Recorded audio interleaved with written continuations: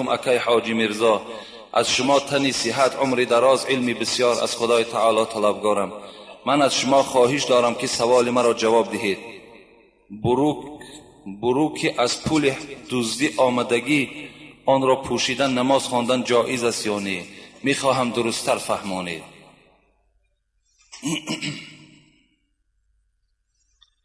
وقال رسول الله صلی الله علیه و سلم: من اشترى ثوبا ب10 دراهم و فی ثمنه درهم حرام لم يقبل الله صلاته ما دام علیه. پیغمبر خدا گفتند، یعنی این برادر سوال میدهد که اگر بروکی که ما و شما داریم، شین یا کرته یا جامه در بدن من هست، لیکن این از پول دزدی هست، از پول حرام است، آیا نماز با این گونه لباس ها صحیح می شود یا صحیح نمی شود؟ السلام علیکم دوستان عزیز. آیا شما برای گذشتن از سرحد دشواری میکشید؟ مهلت حجت‌هایتان به آخر رسیده است. پس من برای شما خدمت رسانی شرکت نور محمد را پیشنهاد میکنم. با ماشین های نو و زمانوی، با باوری و اعتماد کامل، توسط رانندگان مرد و زن شما را از منزل استقامتیتان تا خط سرحد برده برای عبور مرز مساعدت می نمایند. یادآور می شویم که اگر شما از نام شبکه حاجی میرزا مراجعت نمایید، برایتان تخفیف ارائه کرده می شود.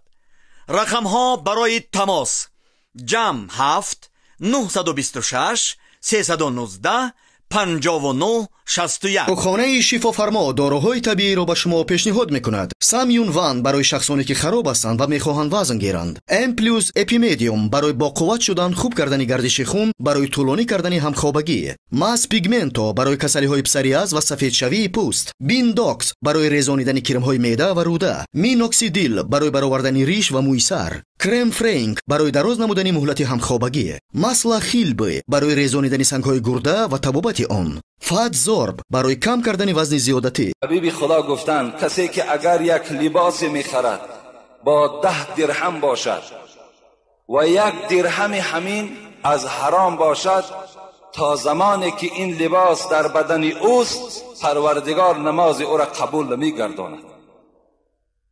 لباسی که دزدی باشد، لباسی که از پول حرام باشد، پیغمبر خدا گفتند تو عبادتی که به سوی خدا میکنی، این عبادتی تو در بالای سر تو زده می شود تا زمانی که لباسی تو از مال دزدی باشد. هیچگاه ممکن نیست، جایز نیست که در بدن ما و شما از لباسهای دزدی باشد، از لباسهایی که از پول حرام آمده باشد ما و شما با او عبادت کنیم. زمانی که میدانیم که همین لباس از حرام است، این زمان اگر شما عبادت کنید، عبادتان در نزد خدا قدر و قیمت ندارد. چگونه انسانی که حرام خور است، حرام پوش است، حرام رفتار است، اون عبادت در نزد خدا قدر ندارد. انشاءالله من جمعه آینده در این باب حدیث های خیلی زیاده هست، من به سمع شما میرسانم. تو ای صوفی که در بر میکنی دلق، کنه والاحتیاط از پاکی حلق. اگر حلقی کسی آلوده باشد، چگونه در معرفت پالوده باشد؟ اگر شخصی را که حلقی او آلوده از حرام است، بدنی که از لباس حرام پوشیده است، وای کدام زمان مولوی میگوید که وای خدا شناس به حساب میرود؟ وای خدا شناس نیست. سگی که در پلیدی میکند رو، نگر هر لقمه را میکند بو. او مثال حضرت سوال یک مثال آوردن که آخی این سگ است که هر گونه لقمه را بوی کشیدن میگیرد، خواه لقمه حرام است، خواه لقمه حلال است، خواه لقمه شبه انگیز است، برای او فرقی ندارد. تو که مسلمان هستی، تو را خداوند از حرام و از حلال خبر دادگی هست، این حلال است، این حرام است. باید مسلمان اینها را جدا کند. چرا تو بی توقف میزنی دست، دهن چون ماهی اندازی به هر شست؟ بخور قوتی که در معده شود آش، مخور آنی که رسوایی شود فاش. حضرت میگوید قوت خور، نان خور، لباس بپوش که یقین دان که روز قیامت این خوردگی های تو در بین مردم اعلان می شود. اونجا رسواگی تو، اونجا عزت داشتنی تو همش آشکار می شود تو کی هستی. برادرای عزیزی که قرآن خونده نمیتونی با زبان عربی، اینا با ترجمه تاجیکی و همچنین با حرفای کریلیکی طرز خوندن قرآن. اینا بسم الله الرحمن الرحیم، به نام خداوند بخشنده و مهربان. هم زبان عربی قدی نویسه، هم با زبان کریلیکی طرز خوندنش، هم ترجمهش هست. انا اعطیناک الکوثر فصل لربک وانحر. اینا یکم آیت به درستی که ما تو را کوثر عطا کردیم. یکم آیت نیم انا اعطیناک الکوثر. هر یک آیتی که میخونه ترجمهش هست، هم با زبان عربی نویسه، هم با زبان کریلیکی نویسه، هم ترجمهش با زبان تاجیکی هست. السلام علیکم و رحمت الله و برکاته. السلام علیکم و رحمت الله و برکاته. اکای حاجی مرزا، از برادر شما دو سوال است. از آن در بالای سر کودک موافق مسئله چخیل است؟ آیا پدر خودش از آن را گوید چخیل می شود؟ درست است؟ البته به البته. خوش به حال همون پدری که در گوش فرزند خودش از آن می گوید. خوش به حال همون فرزندی که، همون پدری که فرزندش را خودش تعلیم می دهد. خوش به حال همون پدری که وقتی این فرزند از دنیا گذشت وی با دست خودش وی می شوید. خوش به حال همون پدری که این فرزند از دنیا که گذشت خودش برده در لحد می گذارد. خوش به حال این پدر که امروز بعضی سوسته ها و بعضی گویم سخنهای بیهوده‌ای که از زبان مادرها و زنها صدا می دهد که وقتی فرزند ما و شما می گذرد پدر را نمی گذارند که قبرستان رود. برای چی؟ برای که باز مریش زیاد می شود. این ضعیف ایمانی ما و شما را نشان می دهد. مردن و نمردن همش این به تقدیر است، این به قضا است، این به حکم پروردگار است. تا اگر در خانه باقی مانی فرزند دیگری تو نمیمرد و میمرد وایشم.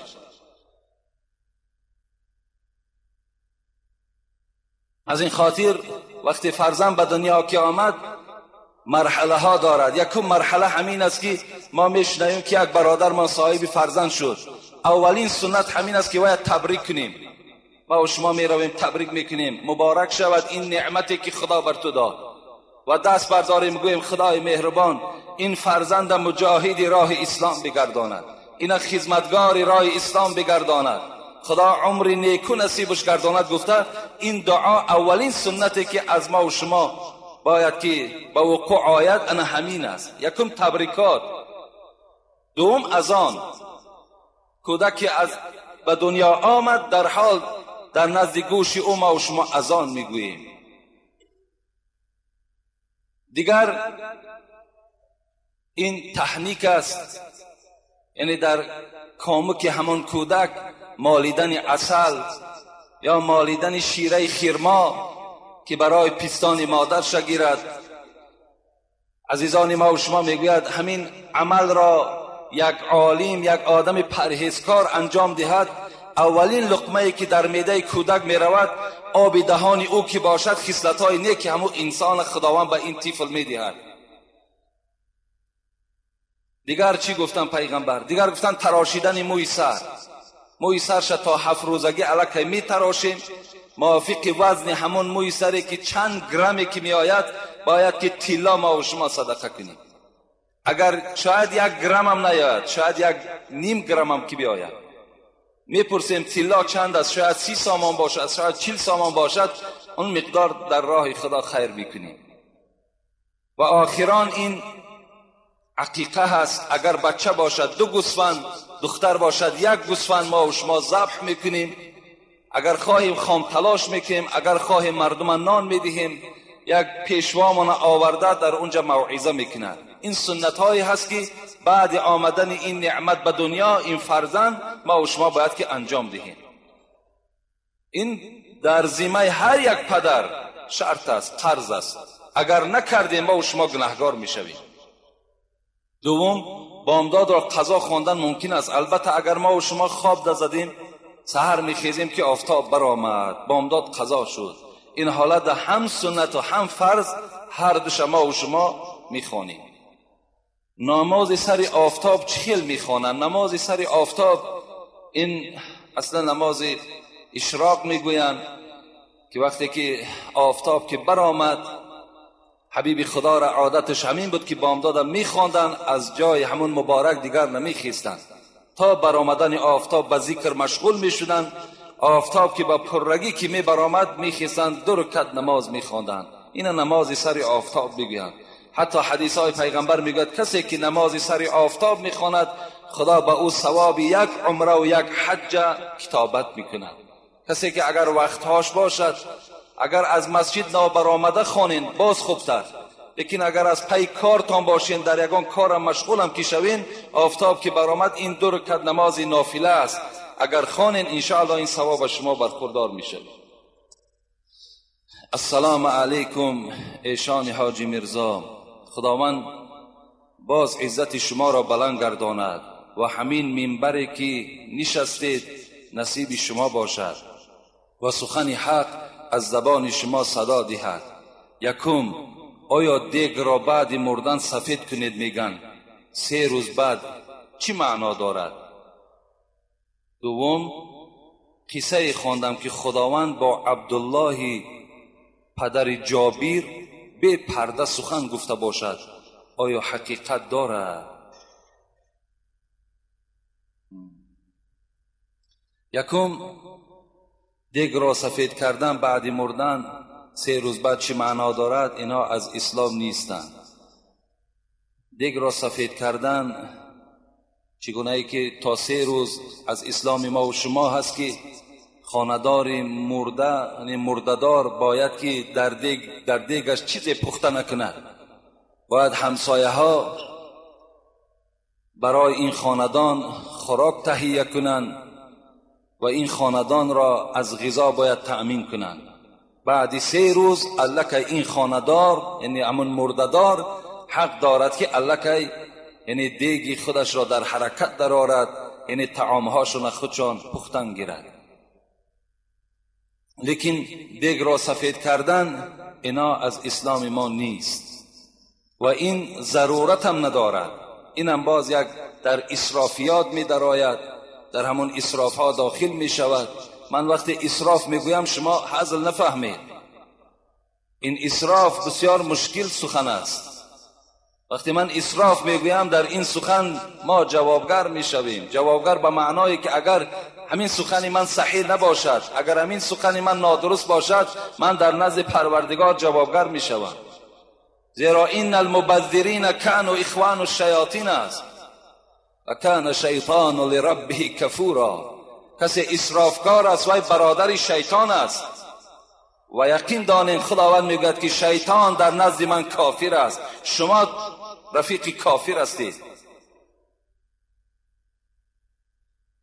یعنی در ما و شما عادت است که روزی 3 الکه شیر برنج میگویم ما و شما که در دیگ می اندازند و مردم باز دعوت میکنند، اونها میخورند، بعد این دیگ بر اهل خاندان حلال میشود. بسیار عقیده غلط است. بینید، یعنی رفتن پدر من مادر من الکه دیگی مرا خاندان مرا حرام میگردانیده است. تا اگر من شیر برنج نکنم، تا اگر این دیگ من سفید نکنم، این دیگ برای من حرام بوده است. این خودش سخن منطقاً خودش غلط است،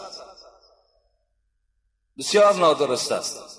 اگر شخصی که نداشته باشد ما و شما را شیر برنج کند، ما و شما را دعوت کند، برای او انسان این دیگ ابدی حرام میمانده است.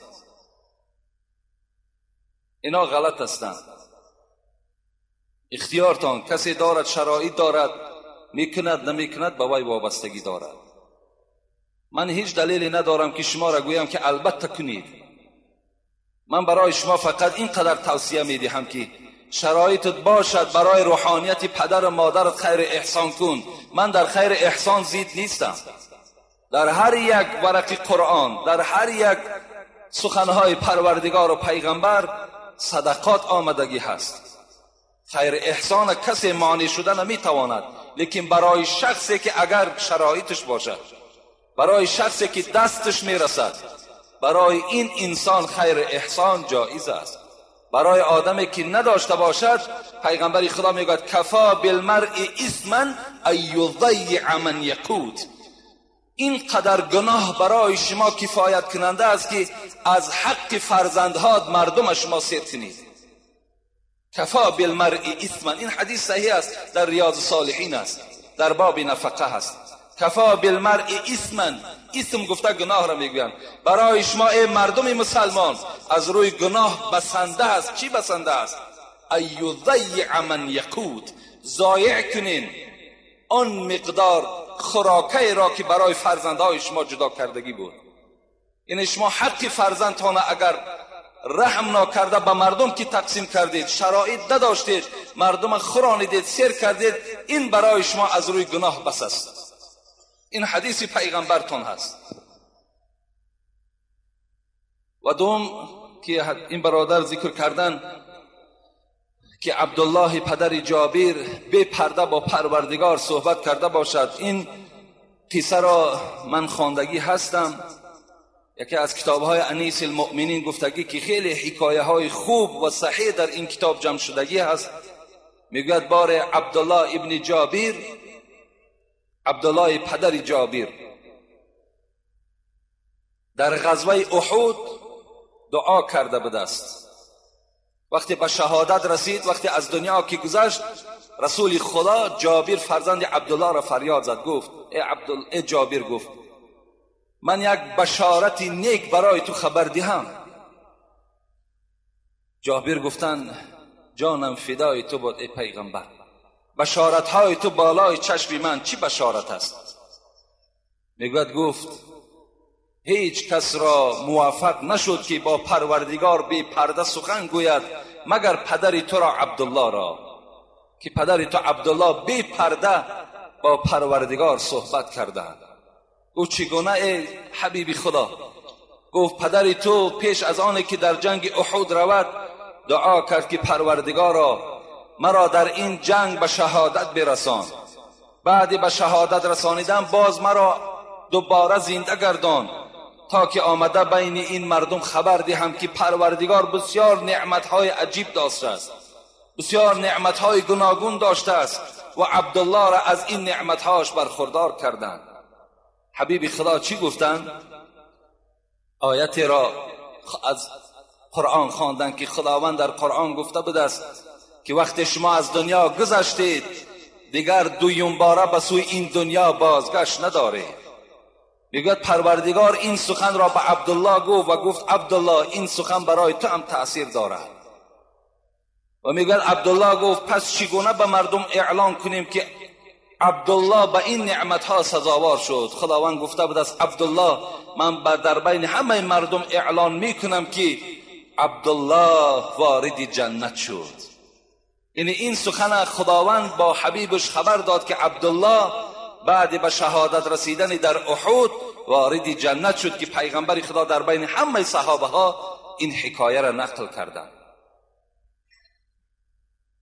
السلام اکی حاجی میرزا، من یک مخلص دائمی شما. یک گروه آدمان میگویند که اگر غسل کنی برای نماز طهارت ناکرده با همان غسل کرده نماز خوانی رواست. آیا این درست است یا نادرست؟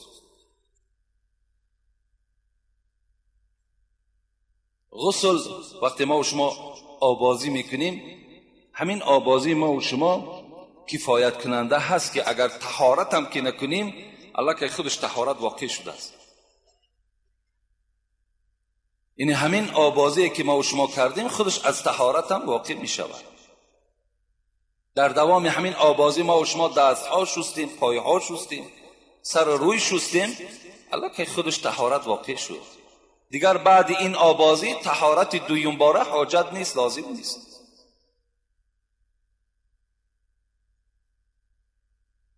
السلام علیکم اکی حاجی میرزا، یک سوال دارم. درباره علی شیر خدا با همه ما نقل میکردید. انشاءالله من بعد موضوع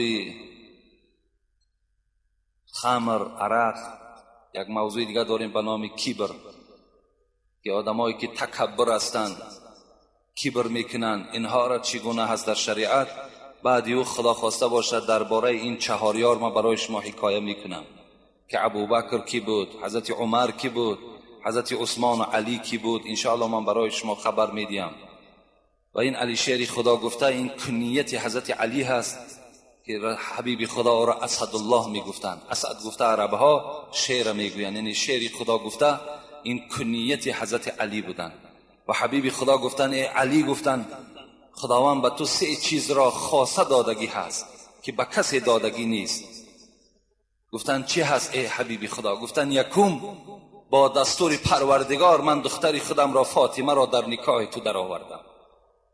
و دوم چیزی که من خداوند برای تو داده است این فاطمه سرداری رئیسی همه زنها در بهشت است. و دوم نعمتی که خاصه را دادگی هست پروردگار این امام حسن و امام حسین است که این رئیس جوانهای در جنت است. و سوم چیزی که خداوند بر تو داد این دامادی تو بر من است که من سید اولین آخرین هستم که این فقط برای تو موفق است. از این دیگر بزرگتر چیزی بلندتر نیست. گفتن انشاءالله من حیات و زنده و سلامت باشیم این مسئله را برای شما میگویم. السلام علیکم و رحمت الله و برکاته. من 2 سوال دارم، میخواهم از زبان شیرین شما جواب گیرم. قضایی خواندن فرض است یا سنت؟ التماس خود همین روز جواب گردانید. دوم، در وقت نماز در پیش جای نماز چوب مانده گذاشتن چی معنا دارد؟ خدا یارتان با. نماز قضایی را خواندن نزد مذهب ابو حنیفه این واجب است. یعنی ما و شما هم قضایی هایی که از ما و شما بود نخواندیم، زمانهایی که شاید غفلت بود، بی پروایی بود، سختگیری ها بود، ترکشان که کردیم، باید در گردن هر کدام ما و شما واجب است که باید این ما و شما ادا کنیم. و دوم سوالی که کردن در پیش، یعنی فقهای ما و شما میگویند این ستره هست که وقتی نماز میخوانیم ما و شما به قدر ذراعین میگوید صاحب مختصر، یعنی از 50 سانتی متر کمتر نباشد. و غلظ اصبعین با همین نر انگشتی که ما میگوییم با این با مقدار همین غوصتر باشد، باریک نباشد. تغرد حذاء احد حاجبی. و همین چگونه میگوید میگذاری؟ یعنی نزدیک میگذاری که از بینش کسی گذشته نتواند. و دیگر این که یا در طرف راست یا در طرف چپ، یعنی در مابین یکی از این ابروانی که داره ما و شما از این گذاشته شود میگوید.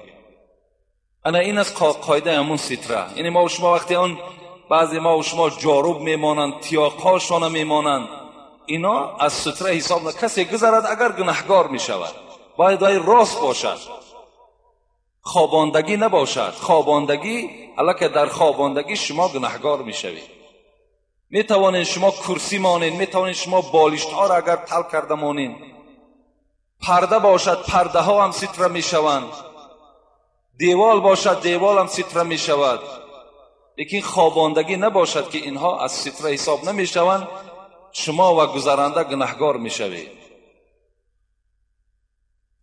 السلام علیکم داملای عزیز و گرامی. داملای محترم، چند روز بعد سفر حاجیان سر میشود.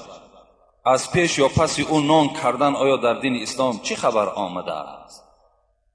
خیلی هر جایی که باشد، چه حاجیان می آیند چی می روند، حبیب خدا برای همه ما و شما گفتند ایتو دعوت اذا دعیتم. هر جایی که شما را دعوت کردن روین، جایی که دعوت تا نکردن قبول نکنید. برای آمدن حاجیان این در ما و شما الکی هست، وجود دارد که آمدن برابر یک طبق نان میکنن، ما و شما را فریاد میزنن. همان روز که رفتیم نانشون که خوردیم، دعاشون که گرفتیم، دیگر دوم باره و سوم باره حاجی آمده است گفته دیگر اطراف خانه همون را اشغال کنیم. اینش الکی بی‌ناموسی میشود، لازم نیست. رفتیم دعاش گرفتیم، نانش خوردیم، بس به همون دیگر خانه او را ترکش کنیم. زیارتش در مسجد کردن میگیریم. مسجد که آمد همینجا زیارت کرده و هر روز دعاش گرفتن میگیریم.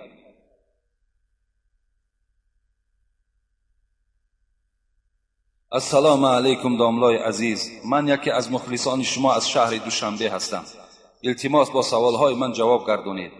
2-3 نفر دوست من نماز میخوانند ولی بعد خفتن عرق مینوشند. من با آنها میگویم که این کار شما نادرست است. التماس با این مسئله جواب درست دهید. ان شاء الله من جمعه آینده در باب این عرق نوش ها برای شما خبر میدهم. ان الله طیب لا یقبل الا طیبه. پروردگار شما پاک است، فقط عمل از پاکان قبول میکنه، از غیر پاکان عملشون قبول نمیکنه. خداوند در قرآن میگه قد افلح المؤمنون الذين هم فی صلاتهم خاشعون. مؤمن ها نجات یافتند. کدام مؤمن ها؟ همون مؤمن هایی که در نماز خاشع باشند، شکست دل باشند، این یک تضرع داشته باشند.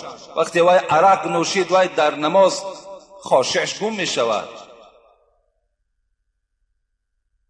دوم، بعد کشیدن ناس دست رو میکنن. آیا این درست است؟ التماس من در نماز اشتراک دارم، انتظار جوابم. بعد کشیدن ناس یا بعد کشیدن سیگارت، اینها در ما و شما در البته طهارت دست رو میکنیم و مردم ما و شما هم به خود دلیل ها دارند در این باب که حرام بودن ناس و سیگارت. امروز کتاب های آمدگی هست که از کتاب های معاصر است، حاضر زمان است، از طرف شیخ های عرب در دست من هست که با چندین دلیل ها حرام بودن این اثبات کردن. از این خاطر مادامی که به این حرام کرده که وقتی دست میزنن طهارت کردنش نیکو گفتن، خوب گفتن. از این خاطر خوب است که اگر بعد ناس یا سیگارت کسایی که مثال استفاده میبرند طهارت کرده بعد نماز خوانند. لیکن باور کنین من حیرت میمانم که باز میگویم آدم مسلمان باید پاکیزه باشد. این ناس از ما و شما نیست. آخر کنی شما یگان حدیثی آرین که آیا پیغمبری خدا از اینا استفاده میبرد؟ آیا یگان عزیزان ما و شما صاحب 4 مذهب کدام دوستی خدا ناس کش بود یا سیگارت کش بود؟ اینا از مردم مسلمان نیستند. وقتی دهانهای شما بوی میکند، بدنهای شما بوی میکند، ملائکه ها آزار میابند. این حدیث پیغمبری خداست. از این استفاده نبرین. ای بس شرمم هست، گناهگارم میشوید. اینم از اسراف است. پولهاتان در راه نادرست صرف میشود، هیچ فایده ندارد. نه فایده دنیوی و نه فایده اخروی، هیچ فایده ندارد.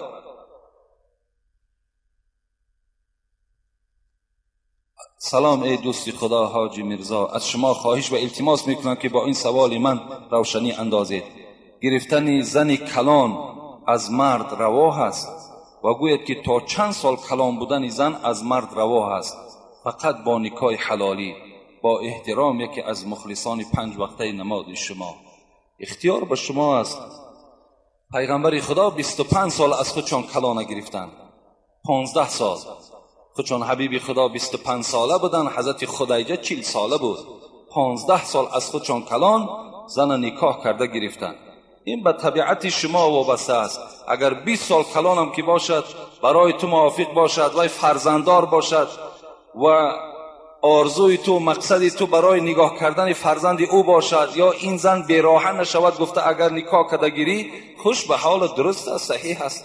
در اسلام حد ندارد که تا چند ساله را گرفتن درست، تا چند ساله را گرفتن نادرست.